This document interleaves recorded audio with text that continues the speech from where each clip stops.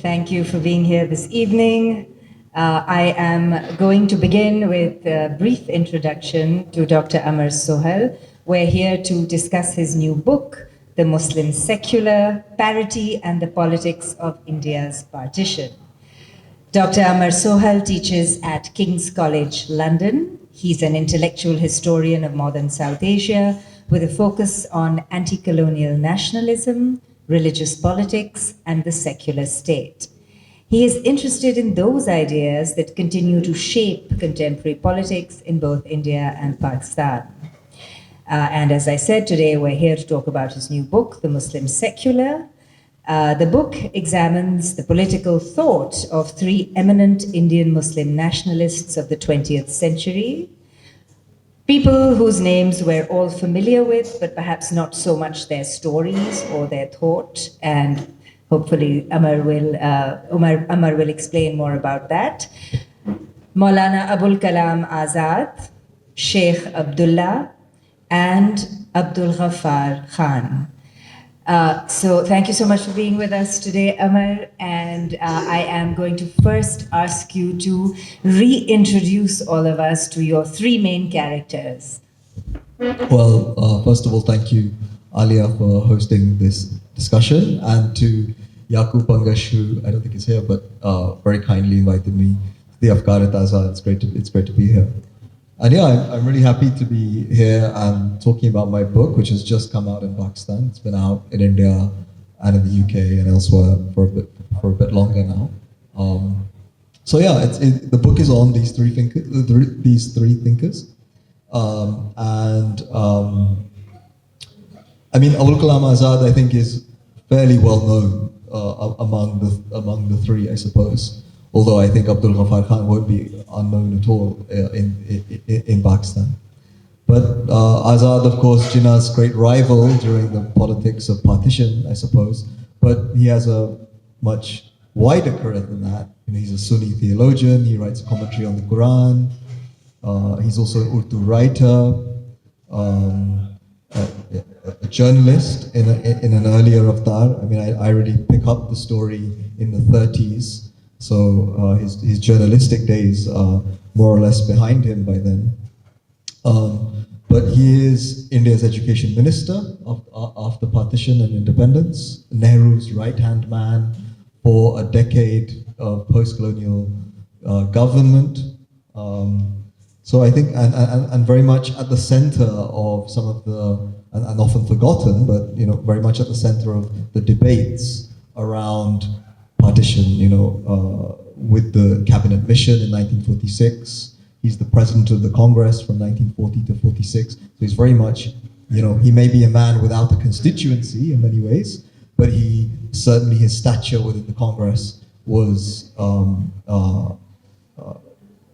great, in want of a better word, I suppose. Sheikh Abdullah, I think, will be known to many of you, and for some reason, I think these days is hated on both sides of the border and in his homeland of the Kashmir Valley.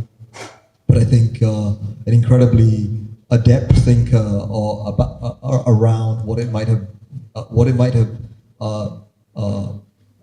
taken to be a federalist thinker in South Asia, a thinker of federation, a thinker of regional identity as being paramount, as being the locus, if you like, of post-colonial sovereignty in some sense, shared sovereignty, but nevertheless.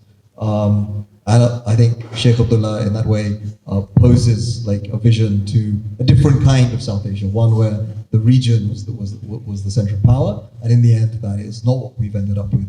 We've ended up with two and then three fairly centralized states.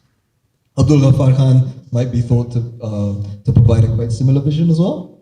But as you all know, Abdul Ghaffar Khan was very much an activist and a man of political action. And one has to essentially kind of excavate his ideas from his action. And that's what I've tried to do. But he is a believer in active nonviolence, as you know, and he theorizes that through Islam and through Pashtun Wali, the ethical code of the Pashtuns famously. Spends many years in prison in colonial India and in post-colonial Pakistan. they sent into exile. But through and through a congressman in many ways, and he would probably argue the last one who stood by the Congress ideas. Whether we want to agree with him or not, we can debate that. But. Well, I grew up hearing of him always referred to as the frontier Gandhi. That's how he's famous. Amar, I wanted to take you from there into a conversation about these seemingly obvious but very meaning-laden and expansive concepts that are in the title of your book. How are you using and operationalizing the term secular? But with it, I think you also need to talk about parity, because it does play a role in how you have theorized the work of these thinkers. Yeah, absolutely, Ali. I think those are like some big questions. I'll try and break some of those down. I think the first thing to really think about is that the title is quite provocative. A lot of people would be surprised to see Muslim and secular put together to produce the concept of the Muslim secular. But I think I can explain that to you by saying that secularism, as it was theorized in India or South Asia through the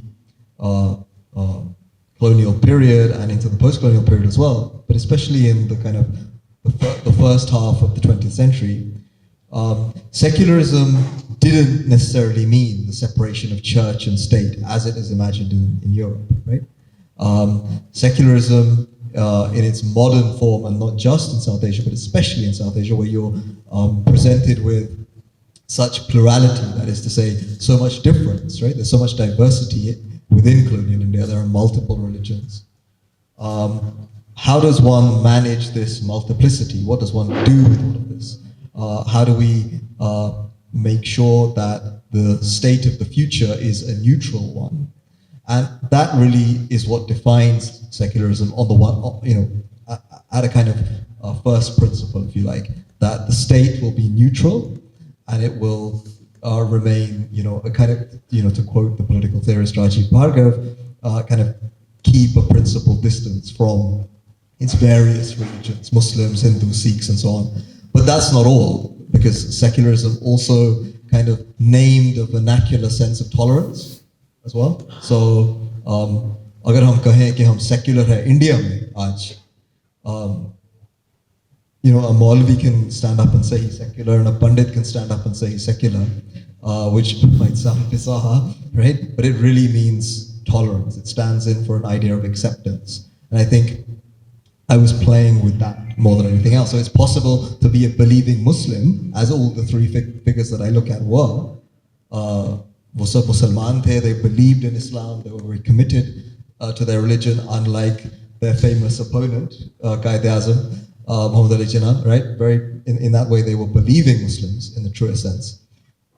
And so their view of Islam was also one of universalism, that actually what mattered was not the unit of the faith group or the ethnic group or the nation, but rather the nation was, if you like, the penultimate form of human unity before, so in a sense, in the concept of insaniyat is at the center of their Islam, right? And that, in a way, lends itself to an alliance with other Indians in their vicinity.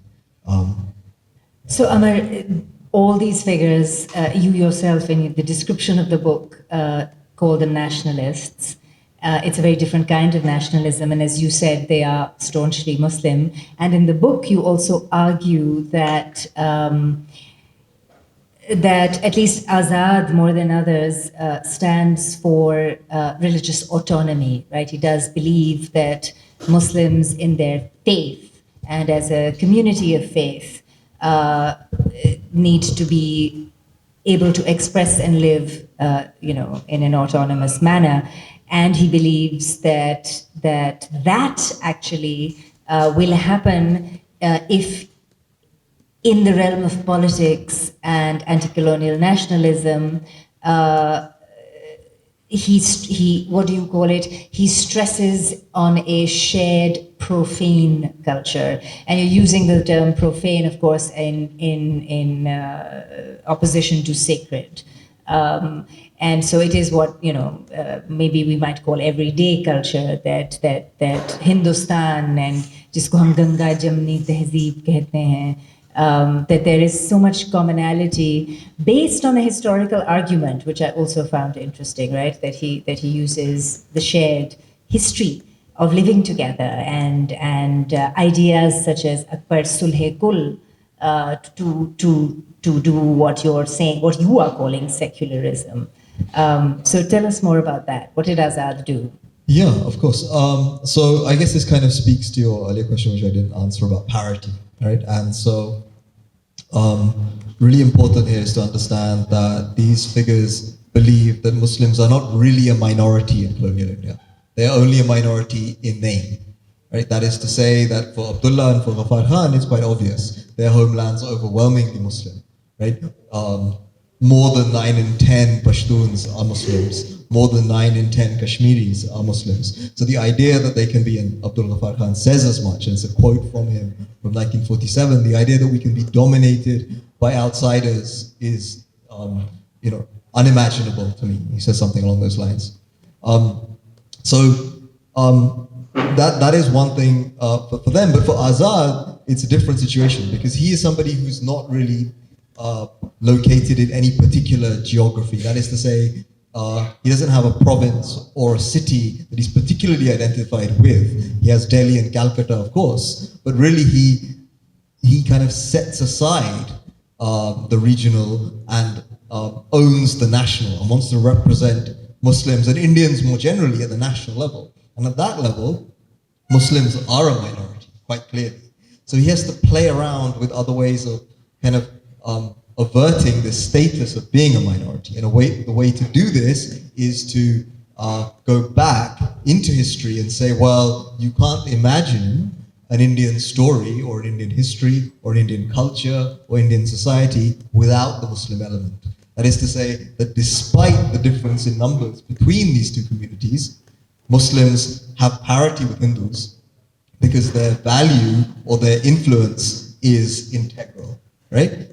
When you remove one element, India doesn't stand up, right? So you remove the Hindus, there'll be no India left. So you remove the Muslims, similarly, there'll be no India left, or what we understand India to be, right?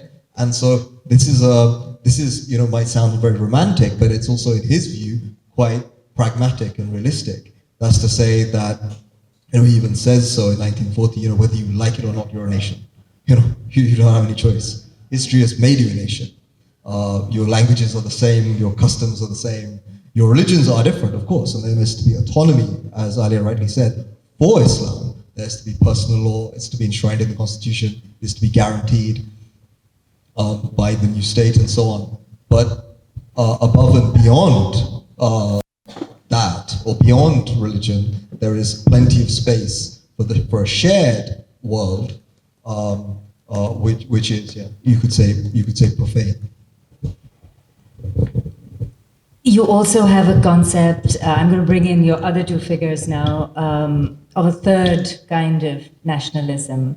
We're all very familiar with religious nationalism and the two-nation theory. We're sitting in a Pakistani forum. But Sheikh Abdullah and Abdul Ghaffar Khan are also seeking to protect what you call ethnic particularity. Yeah, the subcontinent is a very diverse place of many ethnicities, or what are understood to be ethnicities, or linguistic groups. These themselves are, of course, colonial terminologies, right, which have been, in a sense, appropriated by these nationalists, or they've kind of swallowed some of these ideas, colonial ideas, wholesale. And in a way, what I think is interesting is that the reason why they can form alliances with the Congress, the Khudai Khidmatkars in the frontier, or today's Khyber Pakhtunkhwa, or for that matter, the National Conference in Kashmir, the reason they're able to do this so easily is because they anchor Islam, religious culture, religion, in the region, right? They say that Kashmiri-ness or Pashtun-ness is defined not entirely, but significantly by its Muslim element, right? So Islam and the regional identity are linked together, they're fused together. So in the valley, the shrines of the valley are extremely important to Abdullah's politics. For Abdul Ghaffar Khan, he theorizes non-violence through Pashtunwali, right? And ideas of forgiveness and bravery, but he's also using Islamic concepts of sabr, for instance, and many others, right? So they're fusing these things together. And that means that they can make the regional space fairly religious, and it anchors Islam there. And then when you come to the national level, you've already solved the problem, as it were, of Muslim self-statement in a minority context, right? You anchor it in that place, and then you can afford a negotiation or an alliance with a Hindu majority Congress, right? You can become part of that because you've settled that question. And of course, this relies partly on a kind of federal form of government. But I think there's more to it than just that. But it's that which allows for these alliances to take place. And there's a common sense here that, this is not to say that in places like Punjab and Bengal, non-league alternatives or nationalist alternatives didn't exist. But because Muslims are overwhelmingly in a majority in these places, there's a common sense to these ideas kind of emerging in their thickest form, in their deepest and most significant intellectually, such a meaningful way. That the fact that they are formed in these heavily Muslim contexts has a common sense of its own. So another word you use a lot in the book, and we all know it, we understand it, that all of these nationalists or anti-colonial activists are concerned with the prospect of minoritization, right? अंग्रेज चले जाएंगे, Hindu majority रह जाएगी और Muslim minority रह जाएगी, फिर क्या होगा? And everybody has a somewhat different solution to this looming problem. So if you were to encapsulate, in a short statement, what the difference is between the way the Congress Muslims like Azad and Abdul Ghaffar Khan seek to solve the problem of minoritization versus how the Muslim League sought to deal with it. What would you say? Yeah, that's a great question. I think it's quite clear that for the Jinnah and the Muslim League, principally what's at stake here is not questions of culture, not questions of society in the way that interests the figures that I was looking at. For Jinnah, what matters most is legal representation of Muslims in post-colonial India, whether that's a united state, multiple states. And so what matters most of all is the doing away of what he thinks is the disempowering status of minority and empowering the Muslims in some sense. And ultimately he calls them a nation. And in the post League of Nations world, the League of Nations, of course, as you know, in Europe, decided to protect minorities. That collapses with the onset of the Second World War. So that whole logic is thrown out of the window. And you are left now with nations being the kind of logical next step for minorities. Minorities are now going to become nations. And that's where partitions come from, right? You partition in order to create nations, in order to give sovereignty to nations, to new minority nations. Now, that is the logic of partition. It doesn't just happen here, it happens in Ireland before, it happens fatefully in Palestine, and in many other places. But I mean, I was really interested in looking at thinkers who kind of bucked that trend and said, well, the minority can actually belong with the existing majority. And that project requires a certain confidence. It requires the view, it has to take the view that the minority, in fact, is not disempowered. In fact, it's not weak. The word minority doesn't necessarily have to translate into weakness. And so for these figures, there are two things here.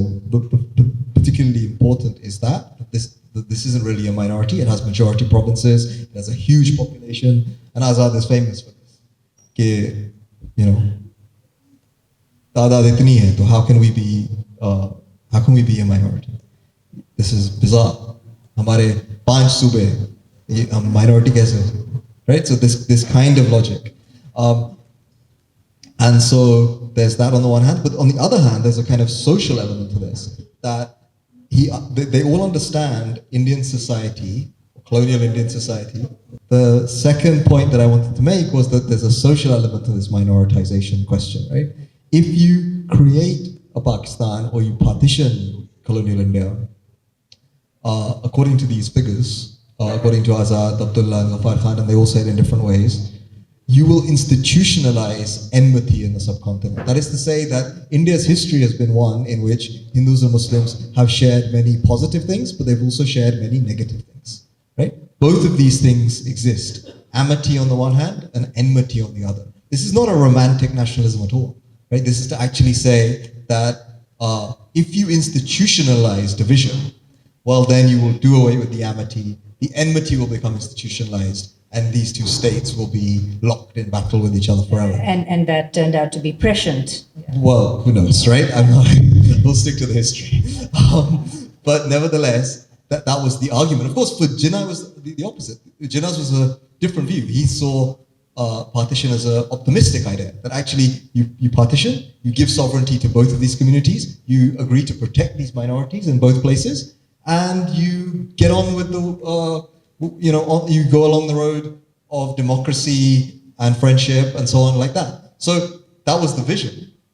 But in a sense, you might argue that that didn't happen. That's interesting. Of course, so you're saying that actually, in a way, they were both sides were arguing for amity over enmity, but with different solutions. There is also a really interesting section in your book in which you quote Jinnah in 1947, emphasizing that the Muslim League that would be left in post-partition India must continue to exist to represent Muslim minority rights in India. And then it seems that it is Azad who is responsible for dismantling that All India Muslim League. And so we end up in a situation where the Muslim minority does not have a national political platform to protect its rights as a minority. Yeah, absolutely. I think I end the book more or less with that. And I think, it's very difficult in partitioned India to argue for a Muslim political party. You have created a Muslim political party in order to protect the rights and interests of the minority. That party, with a long history of trying to do that within a single state, decides to opt for a separate state, then how then does that same party function in that half of the country which is now left, right? It becomes very difficult to make that argument. So Nehru, Patel, Azad used this as an opportunity to cut what they would call communal politics to size, right? That actually now you embrace secular forms of organization, and secular in the other sense of the word, not in the sense that I'm using it necessarily, but in the sense that political representation, right, will be entirely based on your economic interests, not based on your religious identity. And your religious identity will be preserved or protected by the constitution, but that is it. Right? You now get represented on the basis of other things. And it becomes very difficult to make the argument for reservations and quotas and so on. And these are the debates in the Constituent Assembly of India and in Pakistan, for that matter. But Pakistan, of course, does concede some of that within, in the Pakistan Constituent Assembly debates. But it's a different logic that's playing out there. This is now a Muslim state, or a Muslim majority state made for Muslims, so it has to protect its minorities. Whereas in India, the logic is that no, this state was always for everybody. Now you can't have something special, right? Now, whatever you might think of that might be something that convinces you. It may be something that doesn't convince you. It's very difficult to argue for Muslim representation in a country which has been partitioned because of Muslim representation. So Sardar Patel, who is, often accused of being a kind of Hindu nationalist, which I don't think he necessarily is. He's certainly not Savarkar. Shruti Kapila has written beautifully on Patel as a kind of, harder element within the Congress and different from Savarkar and the Mahasabha, and she nuances that very well. But she kind of says that, Patel's asking for a decision. These are now two sovereign states. You're either from here or you're from there. You decide now. अगर आपको यही चाहिए मुस्लिम वाली politics तो फिर आप पाकिस्तान चले जाइए. अगर आपको सेक्युलर पॉलिटिक्स चाहिए, ना हिंदू ना मुसलमान, then it's fine, you can stay. So there's that important difference that you've come to something I wanted to ask you, and it'll carry on organically from here. We're all familiar with how quickly and somewhat unexpectedly the nature of the two partition states took shape, and it was a ground reality in that historical moment that forced people and all these people that we are talking about to recalibrate, right, what they were thinking and advocating for. And that is also something you cover in your book, right? Azad changes or direction, or seems to change direction a bit, although his goal remains the same. Sheikh Abdullah has a very interesting trajectory after partition. So can you talk more about that? Yeah, of course. I think for Sheikh Abdullah, why is the anti-colonial movement the kind of center of political thought, or the kind of crucible of political thought in South Asia?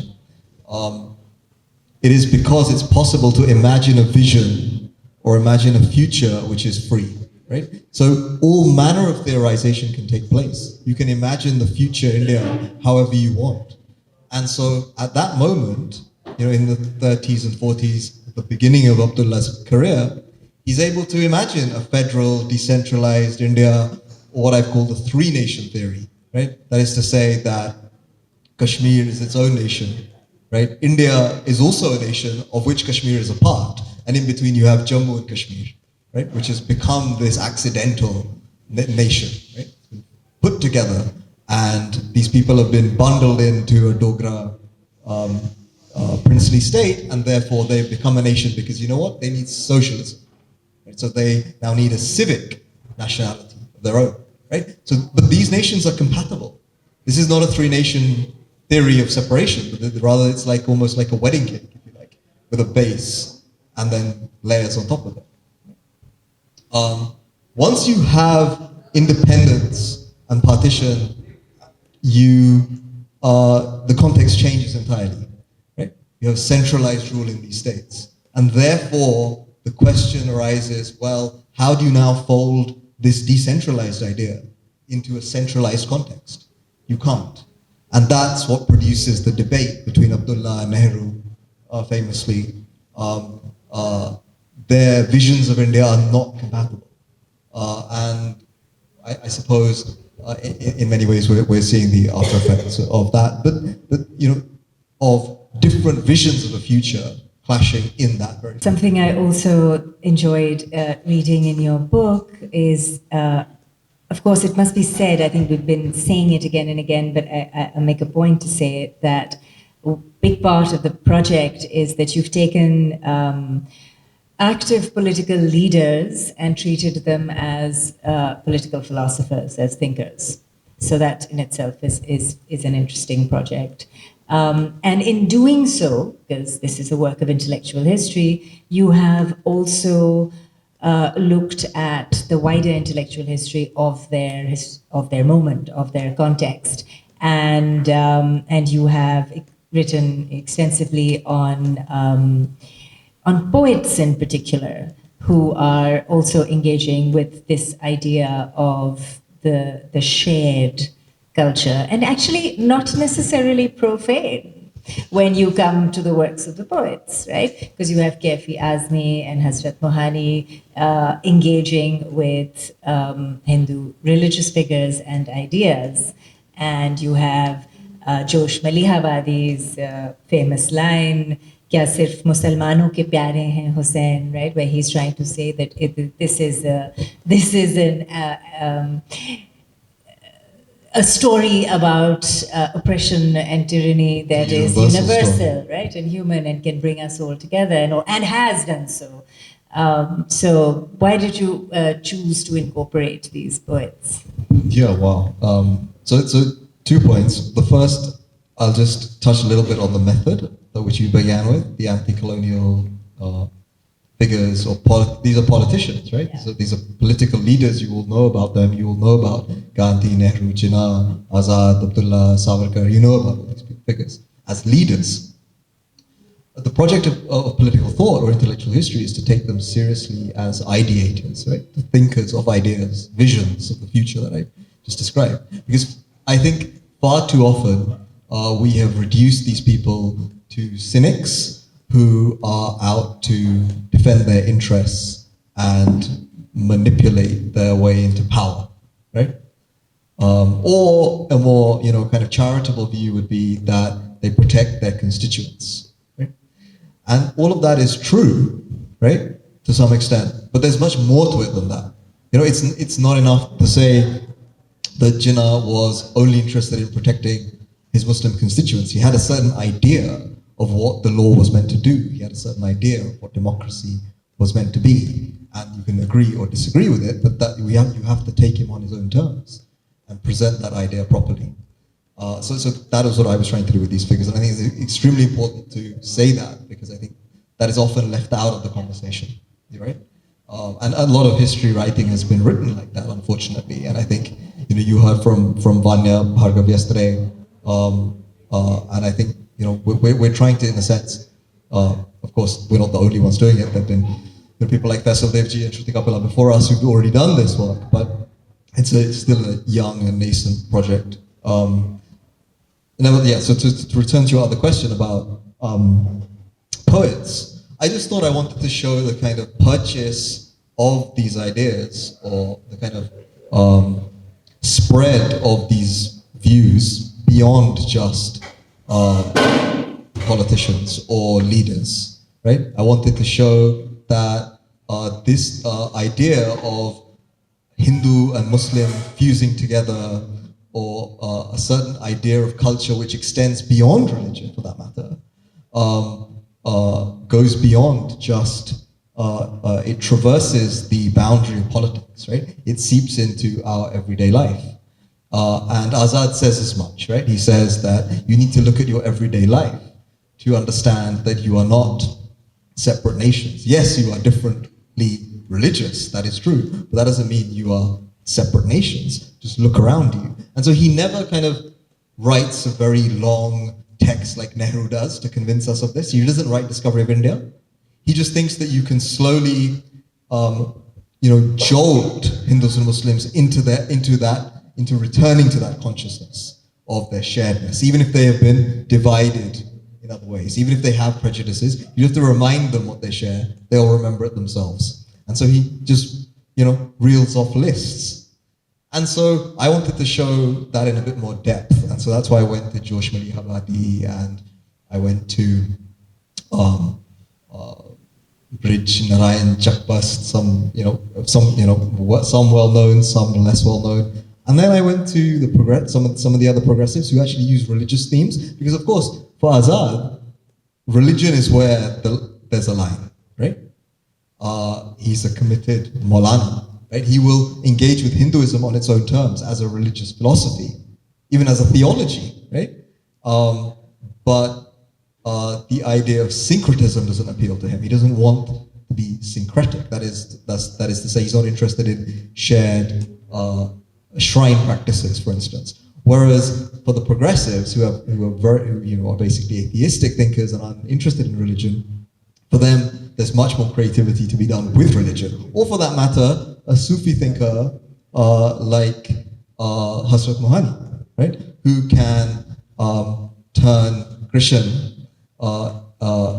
into a kind of beard type figure, right, and kind of appropriate him for his lineage. For his silsila, which is quite incredible.